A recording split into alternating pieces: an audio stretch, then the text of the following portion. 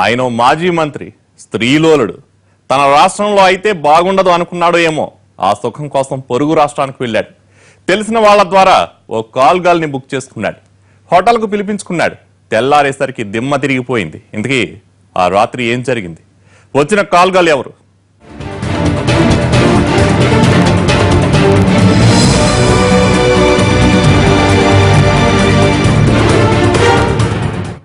ఇది బెంగళూరులోని లీలా palace hotel. ఈ ఖరీదైన హోటల్ కు వీవీఐపీలు ఎక్కువగా వస్తుంటారు. అక్కడికి తమిళనాడుకు చెందిన ఓ మాజీ మంత్రి కూడా వచ్చారు. ఆయన కోసం ఓ బిల్డప్ రూమ్ బుక్ చేశారు. రూమ్ తో పాటు ఓ కాల్ గర్ల్ ని కూడా బుక్ చేశారు. పేరు Sameera. Costly call girl.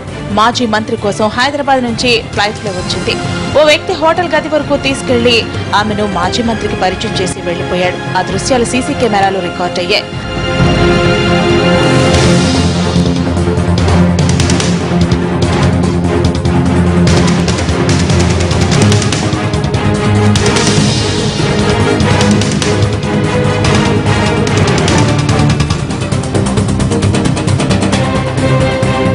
Cut చేస్తే తెల్లారేసరికి సదరు నేతకు దిమ్మ తిరిగిపోయింది.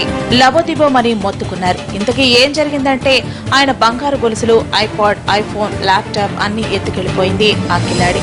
ఆయన గారికి మత్తులో ముంచిన లేడీ 6 లక్షల సొత్తు దోచుకుపోయింది. వెంటనే సదరు లీడర్ కర్ణాటక హోంమంత్రికి ఫోన్ చేసి గొల్లుమన్నాడు. ఆ ల్యాప్టాప్ లో, ఫోన్ లో తన వ్యక్తిగత సమాచారం ఉందని, అది బయటపడితే తాను చిక్కుల్లో పడతానని చెప్పాడు. దీంతో హోంమంత్రి ఆదేశాలతో పోలీసులు హుటాహుటిన కదిలారు. ఓ ఉన్నతాధికారి స్పెషల్ ఫ్లైట్ వేసుకుని లేడీ కిలాడిని పట్టుకోవడానికి హైదరాబాద్ లో వాలిపోయారు.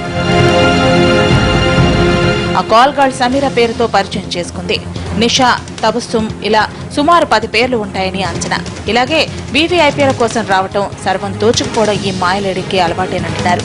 గతంలో హైదరాబాద్ లో కూడా ఇలాగే పలువురిని మోసం చేసిన ట్రాక్ రికార్డు ఉంది. అయితే వీరిలో పోలీసులను ఆశ్రయించిన వాళ్లు తక్కువే. ఓసారి హైదరాబాద్ లో ఓ బిల్డర్ ని ఇలాగే మోసం చేసి కటకటాల పాలైంది. ఎవరైనా ఇలా పోలీసులకు ఫిర్యాదు చేస్తే తననే లైంగిక వేధింపులకు గురి చేశారంటూ రివర్స్ గా కేసు పెడుతుందట ఈ మాయలేడి.